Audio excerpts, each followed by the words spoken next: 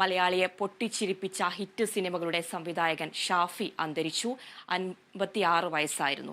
തലച്ചോറിൽ രക്തസ്രാവത്തെ തുടർന്ന് എറണാകുളത്തെ സ്വകാര്യ ആശുപത്രിയിൽ ചികിത്സയിരിക്കെ പുലർച്ചെ 12:25 അന്ത്യം.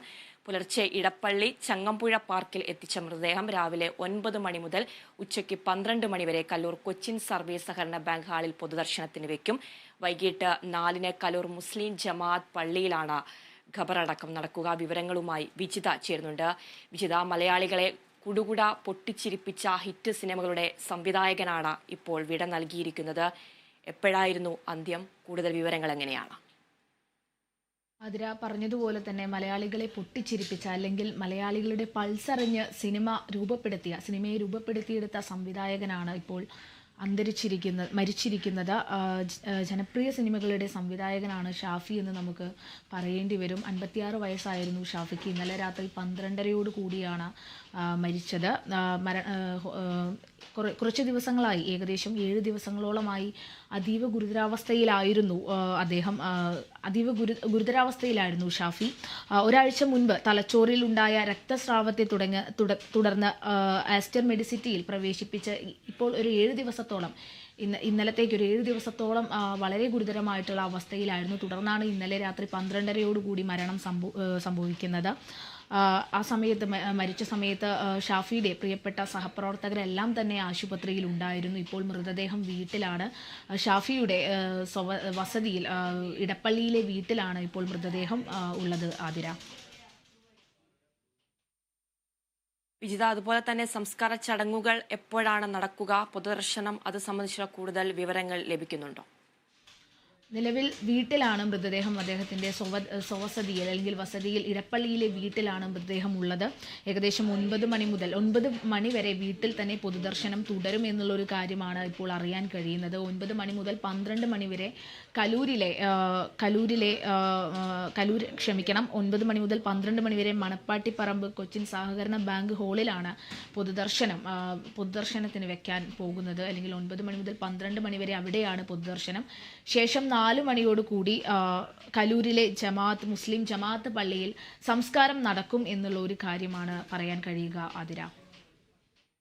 വിജിത, തുടരുക. ജനപ്രിയ സിനിമകളിലൂടെ മലയാളിയെ ചിരിപ്പിച്ച സംവിധായകനാണ് ഇപ്പോൾ വിട നൽകിയിരിക്കുന്നത്. ഹിറ്റ് മേക്കറായിരുന്നു ഷാഫി. അദ്ദേഹത്തിന്റെ സിനിമകളിലെ കുറച്ച് ഭാഗങ്ങൾ കണ്ടിട്ട് വരാം. ഇത് ഏത് ഭാഷ? എന്താ ഇത്? വെൽക്കോ? ഇത് മെൽക്കോ ആണ്. ഓഹോ, അങ്ങനെ വായിക്കാമോ? നിങ്ങളൊക്കെ ഇവിടെ പന്തൽ കെട്ടാൻ വന്നതോ അതോ സർക്കസ് കളിക്കാൻ വന്നതോ?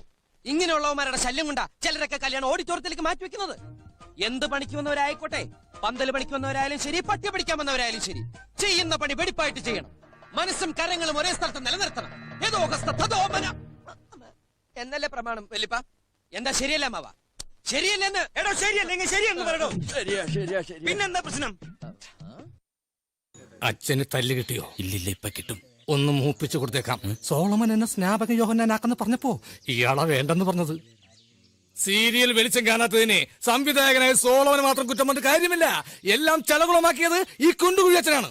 ലോലപ്പാ, കള്ളന്റെ ലുക്കുള്ള ഇവനെ പിടിച്ച് യേശു ക്രിസ്തുവാക്കുമ്പോൾ ഓർക്കുമായിരുന്നു. വ്യക്തിപരമായ ആക്ഷേപം പാടില്ല. വ്യക്തിപരമായ ആക്ഷേപം പാടില്ലെങ്കിൽ നിന്റെ കുടുംബത്തെ ആക്ഷേപിക്കടാ. എന്ത് നല്ല റോള് കിട്ടാത്ത ചൊരുക്കി എന്നോട് തീർക്കല്ലോ ലോനപ്പാ. അതേടാ, ചൊരുക്ക് തന്നെയാ ലോനപ്പാ. എന്തേട്ടോ ഉണ്ടോക്കി കാണിക്കരുത്. ഇല്ലേട്ടോ. സ്രാങ്ക് വരുന്നു. ആ ചേരങ്ങോട്ട് എടുത്തേ. ഒന്നങ്ങോട്ട് മാറി കൊടുക്ക്. ഇങ്ങോട്ട് ഇരുന്നാട്ടെ.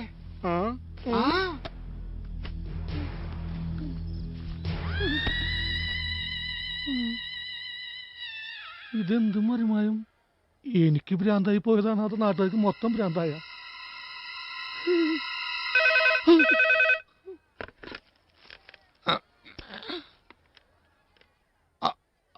ഹലോ, ഞാനാ മായ. മനസ്സിലായില്ലേ? യഥം വലം നോക്കാതെ ചെയ്തിരിക്കും.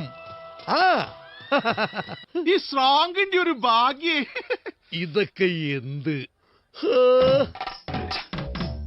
നമ്മൾ ചെയ്ത വലിയൊരു തെറ്റിന് പരിഹാരം ചെയ്യണം. പലഹാരം വേണോ സ്രാങ്കേ?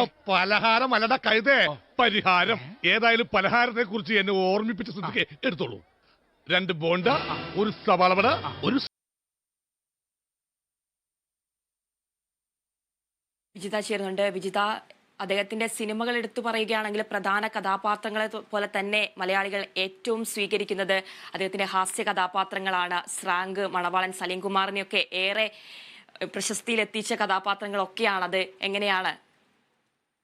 ആതിര സൂചിപ്പിച്ചതുപോലെ പ്രധാന കഥാപാത്രങ്ങളെക്കാൾ പലപ്പോഴും ഹാസ്യ കഥാപാത്രങ്ങൾക്ക് പ്രാധാന്യമുള്ളതായി തോന്നുന്ന സിനിമകളാണ്. ഏകദേശം 18ഓളം സിനിമകളാണ് ഷാഫി ചെയ്തിരിക്കുന്നത്. അതിൽ പല സിനിമകളും എടുത്തു കഴിഞ്ഞാൽ ഒരുവിധം എല്ലാം സൂപ്പർ ഹിറ്റാണ് എന്ന് തന്നെ പറയാം.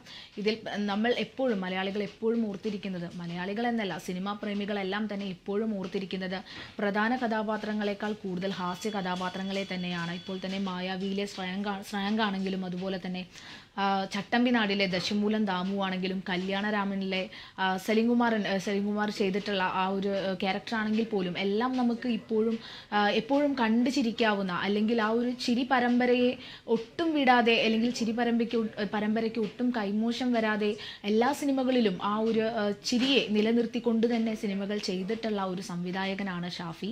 ഇപ്പോൾ മണവാളനൊക്കെ എടുത്തു പറയുകയാണെങ്കിൽ ആ ഒരു സിനിമയെ മൊത്തത്തിൽ കൊണ്ടുപോയത് മണവാളൻ എന്ന് പറയുന്ന ഒരു കഥാപാത്രം കൂടി ഉള്ളത് കൊണ്ടാണെന്ന് പറയാം. ഇപ്പോൾ സലീംകുമാറിന്റെ പല ചിത്രങ്ങളും, അല്ലെങ്കിൽ ഷാഫിയുടെ പല ചിത്രങ്ങളിലും സലീംകുമാർ എന്ന് പറയുന്ന ഒരു വ്യക്തി ഇല്ലാതെ ഇല്ല, അല്ലെങ്കിൽ ആ ഒരു വ്യക്തിയെ ഉൾപ്പെടുത്തിയാണ്, ആ ഒരു വ്യക്തിക്കിണങ്ങുന്ന കഥാപാത്രങ്ങളെ കൂടി ഉൾപ്പെടുത്തി ചെയ്തതാണ് പല സിനിമകളും ഷാഫിയുടെ സിനിമകളെല്ലാം എടുത്തു നോക്കുമ്പോൾ ആ ഒരു ചിരി മരുന്ന്, അല്ലെങ്കിൽ ആ ഒരു സിനിമ തീരുന്നത് വരെ ആ ഒരു ചിരി മരുന്ന് നിലനിർത്തുന്നതിനൊപ്പം തന്നെ ഒരിക്കലും മറക്കാൻ കഴിയാത്ത തരത്തിലേക്ക് ആ ഒരു കഥാപാത്രത്തെ മലയാളികളുടെ, അല്ലെങ്കിൽ മലയാളി പ്രേക്ഷകരിലേക്ക് ഇട്ടുകൊടുക്കുന്ന ഒരു പ്രവണതയാണ് ഷാഫിയുടെ സിനിമകളിൽ നമുക്ക് കാണാനാവുന്നത്. ദശമൂലം ദാമുവിനെയൊക്കെ, ചട്ടമ്പിനാട് എന്ന് പറയുന്ന ഒരു സിനിമ ശ്രദ്ധയാകർഷിച്ചതിനേക്കാൾ കൂടുതൽ ദശമൂലം ദാമു എന്ന് പറയുന്ന ആ ഒരു കഥാപാത്രം ആ സിനിമയിൽ അത്രത്തോളം മലയാളികളെ, അല്ലെങ്കിൽ പ്രേക്ഷകരെ, കാഴ്ചക്കാരെ സ്വാധീനിച്ചിട്ടുണ്ട് എന്നുള്ള ഒരു കാര്യം തന്നെയാണ് ഷാഫിയുടെ സിനിമകളുടെ ഏറ്റവും ഒരു പ്രത്യേകതയായി നമുക്ക് പറയാൻ കഴിയുക. ആദ്യ ചിത്രം എന്ന് പറയുന്നത് വൺ മാൻ ഷോ ആണ്. വൺ മാൻ ഷോയുടെ തിരക്കഥ ചെയ്തിട്ടുള്ളത് സഹോദരൻ റാഫി തന്നെയാണ്. അപ്പോൾ അത്തരത്തിൽ റാഫി മെക്കാട്ടിൻ കൂട്ടുകെട്ടും എല്ലാം തന്നെ സിനിമയ്ക്ക്, അല്ലെങ്കിൽ സിനിമാ ലോകത്തിന് സമ്മാനിച്ച ഒരു വ്യക്തി കൂടിയാണ് ഷാഫി. ഒരു ടെലിഫിലിം എടുക്കുന്ന സമയത്ത്, അല്ലെങ്കിൽ ഒരു ടെലിഫിലിം ചെയ്യുന്ന സമയത്താണ് ആദ്യമായിട്ട് ഷാഫി എന്ന് പറയുന്ന സംവിധായകന് ക്യാമറ കൊടുക്കുന്ന വ്യക്തിയാണ് മെക്കാട്ടിൻ. തുടർന്നാണ് സഹോദരനായിട്ടുള്ള റാഫിക്ക് മെക്കാട്ടിനെ പരിചയപ്പെടുന്നതും മലയാളികൾ കണ്ടതിൽ വെച്ച് ഏറ്റവും നല്ല ഒരു കൂട്ടുകെട്ടായി പിന്നീട് റാഫി മെക്കാട്ടിൻ മാറുന്ന ഒരു സാഹചര്യം വരെ നമ്മൾ കണ്ടതാണ്. അങ്ങനെ പലപ്പോഴും ഷാഫി പറയുന്ന ഒരു കാര്യമാണ്, ഞങ്ങൾ സിദ്ദിഖിൻ്റെ, അല്ലെങ്കിൽ സംവിധായകൻ സിദ്ദിഖിൻ്റെ പാത പിന്തുടർന്ന് വന്ന ഒരാളാണ് ഷാഫി. രണ്ടുപേരാണ് ഷാഫിയും റാഫിയും എല്ലാം തന്നെ. പലപ്പോഴും ഷാഫി പറയുന്നത് നമ്മൾ കേട്ടിട്ടുണ്ട്, അണ്ണൻ മിമിക്രി ചെയ്ത സമയത്ത്, അല്ലെങ്കിൽ അണ്ണൻ മിമിക്രിയുമായി നടന്ന സമയത്ത് നമ്മളും മിമിക്രിയെ ഇഷ്ടപ്പെട്ടു, മിമിക്രി ചെയ്തു വന്നു, അണ്ണൻ സിനിമയിൽ സംവിധായകനായപ്പോൾ നമ്മളും സംവിധായകനായി എന്ന് പറയുന്ന ഒരു കാര്യം ഷാഫിയും റാഫിയും ഒക്കെ പലപ്പോഴും പറയുന്നത് നമ്മൾ കേട്ടിട്ടുണ്ട്. അത്രത്തോളം ആ ഒരു സിദ്ദിഖിൻ്റെ പാത പിന്തുടർന്ന് വന്ന, ഒരേ കുടുംബത്തിലുള്ള ആ ഒരു 3 പേർ ഒരേ പാതയിൽ, അല്ലെങ്കിൽ പലപ്പോഴും നമ്മൾ പറയാറുണ്ട് കുലത്തൊഴിൽ എന്ന് പറയുന്നത്, അത്തരത്തിൽ ഒരു കുലത്തൊഴിലാക്കി സിനിമയെ മാറ്റിയിട്ടുള്ള 3 പേരാണ് ഈ സിദ്ദിഖും റാഫിയും ഷാഫിയും എല്ലാം തന്നെ. സിദ്ദിഖിൻ്റെ പാതയിലൂടെ സഞ്ചരിച്ച 2 പേരാണ് ഷാഫിയും റാഫിയും. സിദ്ദിഖിൻ്റെ പല സിനിമകളിലും സഹസംവിധായകനായ എല്ലാം വർക്ക് ചെയ്തിട്ടുള്ള 2 പേരാണ് ഷാഫിയും റാഫിയും. ഷാഫി ആദ്യം സഹസംവിധായകനായി സിദ്ദിഖിൻ്റെ കൂടെ നിന്നപ്പോൾ റാഫി ആദ്യം സഹസംവിധായകനായി സിദ്ദിഖിൻ്റെ കൂടെ നിന്നപ്പോൾ പിന്നീട് അത് ഷാഫിയിലേക്ക് മാറുകയും ചെയ്തിട്ടുണ്ടായിരുന്നു. 14ഓളം സിനിമകളിലാണ് ഷാഫി സംവിധായകനായിട്ട് പ്രവർത്തിച്ചത്. തുടർന്നാണ് വൺ മാൻ ഷോ പോലെയുള്ള വൺ മാൻ ഷോ എന്ന ചിത്രത്തിൽ അത്രയും ശ്രദ്ധ ആകർഷിച്ച ഒരു ചിത്രം ചെയ്യുന്നത്. വൺ മാൻ ഷോ എന്ന് പറയുന്ന ചിത്രം എടുത്തു നോക്കുമ്പോൾ തന്നെ നമുക്ക് കാണാം, ഇപ്പോൾ ജയറാമിനെ ശ്രദ്ധിക്കുന്നതിനേക്കാൾ കൂടുതൽ പലപ്പോഴും അതിൽ ഹാസ്യ കഥാപാത്രങ്ങൾ ശ്രദ്ധിക്കപ്പെട്ട ഒരു ചിത്രം കൂടിയാണ് വൺ മാൻ ഷോ. തുടർന്ന് കല്യാണരാമനാണെങ്കിലും പുലിവാൽ കല്യാണമാണെങ്കിലും അത്തരത്തിലുള്ള സിനിമകളെല്ലാം തന്നെ ഇന്നും നമ്മൾ കുടുംബത്തിൽ എല്ലാവരും ഇരിക്കുന്ന ഒരു സമയത്ത്, അല്ലെങ്കിൽ സമാധാനമായി വീട്ടിലിരിക്കുന്ന ഒരു സമയത്തെല്ലാം തന്നെ മനസ്സ് തുറന്ന് ചിരിക്കാൻ മലയാളി ഇന്നും ഏറ്റവും കൂടുതൽ ഇഷ്ടപ്പെടുന്നത് ഇത്തരത്തിലുള്ള സിനിമകൾ കാണാനായിരിക്കും. കല്യാണരാമനൊന്നും നമുക്കൊരിക്കലും, കല്യാണരാമനിലൊക്കെ പലപ്പോഴും ഇപ്പോൾ നടിയായിട്ടുള്ള നവ്യ നായർ പറയുന്നത് കേട്ടിട്ടുണ്ട്, ഒരുപാട് കോമഡി സീൻസ് അതിലുണ്ടായിരുന്നു. അതുവരെ അത്രയും സിനിമയിൽ കോമഡി സീൻസിൻ്റെ അതിപ്രസരം കാരണം ആ ഒരു സീനെല്ലാം ഒഴിവാക്കേണ്ട ഒരു സാഹചര്യം ഉണ്ടായി ആ ഒരു സിനിമയിൽ എന്ന്, അല്ലെങ്കിൽ ആ ഒരു സെറ്റിൽ വെച്ച് തന്നെ വന്നിട്ടുള്ള പല തമാശകളാണ് സിനിമയിൽ ഉണ്ടായിരുന്നത് എന്നുള്ള കാര്യമെല്ലാം തന്നെ നവ്യ പറയുന്ന ഒരു ഇൻ്റർവ്യൂവിൽ പറയുന്നുണ്ട്. അത്തരത്തിൽ സിനിമയെ എപ്പോഴും ആ ഒരു സിനിമയുടെ തുടക്കം മുതൽ ഒടുക്കം വരെ ആ ഒരു ചിരി നിലനിർത്താൻ ശ്രമിച്ചിട്ടില്ല. എന്നാൽ കാമ്പുള്ള സിനിമകളിൽ തന്നെ ആ ഒരു കാമ്പിനൊപ്പം ആ ഒരു ചിരിയും നിലനിർത്തിയിട്ടുള്ള ഒരു സംവിധായകൻ കൂടിയാണ് ഷാഫി. പലപ്പോഴും ഷാഫിയുടെ കൂടെ വർക്ക് ചെയ്തിട്ടുള്ള സഹപ്രവർത്തകരെല്ലാം പറഞ്ഞിട്ടുണ്ട്, അദ്ദേഹം വളരെ ശാന്തനായിട്ടുള്ള ഒരു സെറ്റിലാണെങ്കിൽ പോലും ആ ഒരു കഥാപാത്രത്തിൻ്റെ അല്ലെങ്കിൽ ആ ഒരു കഥാപാത്രത്തെ ലഭിക്കുന്ന അത്രയും സമയം എത്ര ഇപ്പോൾ ഒരുപാട് ടൈക്കൊക്കെ പോകുന്ന ഒരു സാഹചര്യം വന്നിട്ടുണ്ടെങ്കിൽ പോലും ശാന്തമായിട്ട് ആ ഒരു കഥാപാത്രത്തെ കിട്ടുന്നവരെ ആ ഒരു സീൻ അദ്ദേഹത്തിന് ലഭിക്കുന്നത് വരെ ശാന്തമായിട്ടിരിക്കുന്ന ഒരു വ്യക്തിയാണ് ഷാഫി എന്നുള്ളൊരു കാര്യമൊക്കെ കൂടെ വർക്ക് ചെയ്ത പലരും പറഞ്ഞിട്ടുണ്ട്. അത്രത്തോളം സിനിമയെ അതിൽ നിന്ന് തന്നെ നമുക്ക് മനസ്സിലാക്കാം, ആ ഒരു സിനിമയെ നമുക്ക് തരുന്ന സമയത്ത് അതിലൂടെ അത്രയും കഥാപാത്രങ്ങളെ തരുന്ന സമയത്തൊക്കെ അതിൻ്റെ ആ ഒരു ക്വാളിറ്റി ഉറപ്പുവരുത്തുക എന്നുള്ളത് ആ ഒരു സംവിധായകൻ എന്ന നിലയ്ക്ക് ഏറ്റവും ഭംഗിയായിട്ട് ചെയ്തിട്ടുള്ള ഒരാൾ കൂടിയാണ് ഷാഫി എന്ന് പറയുന്നത്.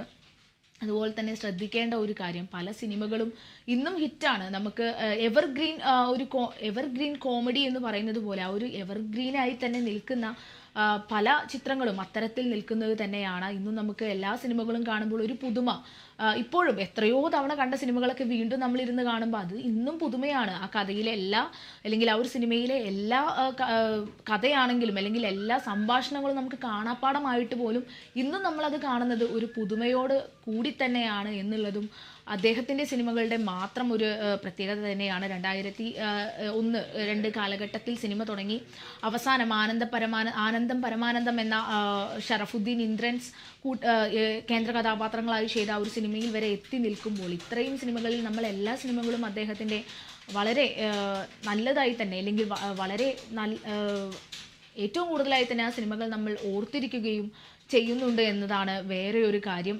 ഷാഫിയുടെ പല സിനിമകൾക്കും സ്ക്രിപ്റ്റ് റൈറ്റിംഗ് ചെയ്തിട്ടുള്ളത് ബെന്നി പി നായരമ്പലമാണ്. അതുപോലെ തന്നെ ഷാഫിയുടെ ഒരുവിധം എല്ലാ സിനിമകളിലും നമുക്ക് ഈ പറയുന്നത് പോലെ സലീം കുമാറിനെയും കാണാറുണ്ട്. പല സിനിമകളിലും സലീം കുമാർ എന്ന് പറയുന്ന ആ ഒരു കഥാപാത്രത്തിന് സിനിമയേക്കാൾ പ്രാധാന്യം കൊടുത്തുകൊണ്ട് അല്ലെങ്കിൽ ആ സിനിമയെ ലീഡ് ചെയ്യാൻ പറ്റുന്ന തരത്തിലുള്ള ഒരു കഥാപാത്രത്തെ സിനിമയിലൂടെ സലീം കുമാറിലൂടെ അവതരിപ്പിച്ചുകൊണ്ടാണ് പല സിനിമകളും ഷാഫിയുടെ വന്നിട്ടുള്ളത്. ഇപ്പോൾ തൊമ്മനും മക്കളും ഒക്കെ എടുക്കുന്ന ആ ഒരു സിനിമ എടുക്കുകയാണെങ്കിൽ അതിലെല്ലാം തന്നെ പല സീനുകളും സീരിയസ് ആയിട്ട് പോകുന്ന അല്ലെങ്കിൽ വളരെ സീരിയസ് ആയിട്ട് പോകുന്ന ആ ഒരു സിനിമയിൽ പല കഥാപാത്രങ്ങളും സീരിയസ് ആയിട്ട് കാണിക്കുമ്പോൾ പോലും ഒരു നർമ്മം കലർത്തിയാണ് ആ ഒരു സിനിമയിലെല്ലാം തന്നെ ചിത്രീകരിച്ചിരിക്കുന്നത്. ഷാഫിയുടെ ഇതേപോലെ ഒരു ഇൻ്റർവ്യൂവിൽ പറയുന്നുണ്ട്, ഒരാളെ കളിയാക്കുകയാണെങ്കിൽ പോലും പണ്ടുള്ള സിനിമകളിലെല്ലാം നോക്കിക്കഴിഞ്ഞാൽ അത്തരത്തിൽ ചില തമാശകളൊക്കെ നമുക്ക് കാണാം, എങ്കിൽ പോലും അയാളെ കൂടി ചിരിപ്പിക്കുന്ന തരത്തിലാണ് ഷാഫി ആ ഒരു കഥാപാത്രത്തെ ചെയ്യുന്നത് അല്ലെങ്കിൽ ആ ഒരു കഥാപാത്രത്തെ ആ സിനിമയിൽ കൊണ്ടുവരുന്നത് എന്നുള്ള ഒരു കാര്യം കൂടി പലപ്പോഴും പലരും കൂടെ വർക്ക് ചെയ്തിട്ടുള്ള പലരും പറയുകയുണ്ടായിട്ടുണ്ട്. അപ്പോൾ അത്രത്തോളം മലയാളികളുടെ പൾസ് അറിഞ്ഞ് സിനിമ ചെയ്ത ഒരു സംവിധായകൻ കൂടിയാണ് ഷാഫി. ഒരിക്കലും ഒരു ഫാമിലി മാത്രം നിൽക്കാതെ ഇപ്പോൾ ചോക്ലേറ്റ് പോലെയുള്ള ഒരു സിനിമയൊക്കെ ആ ഒരു കാലഘട്ടത്തിലുള്ള ആ ഒരു കാലഘട്ടത്തിലെ തലമുറയ്ക്ക് സമ്മാനിച്ച ഒരു വൺ ഓഫ് ദ ബെസ്റ്റ് എന്ന് പറയുന്ന സിനിമ തന്നെയായിരുന്നു. ചോക്ലേറ്റിലൂടെ വന്നിട്ടുള്ള കഥാപാത്രങ്ങളെല്ലാം തന്നെ ചോക്ലേറ്റിലെ എല്ലാ സീൻസും നമുക്ക് ഇന്നും കാണാപ്പാടമാണ്. പക്ഷെ ഇന്നും ആ സിനിമ കാണുമ്പോൾ നമുക്കെല്ലാം ഒരു തുടരുക. മലയാളിയെ പൊട്ടിച്ചിരിപ്പിച്ച ഹിറ്റ് സിനിമയുടെ സംവിധായകനാണ് വിട നൽകിയിരിക്കുന്നത്. 56 വയസ്സായിരുന്നു. തലച്ചോറ് രക്തസ്രാവത്തെ തുടർന്ന് എറണാകുളത്തെ സ്വകാര്യ ആശുപത്രിയിൽ ചികിത്സയിരിക്കെ പുലർച്ചെ 12:25 അന്ത്യം.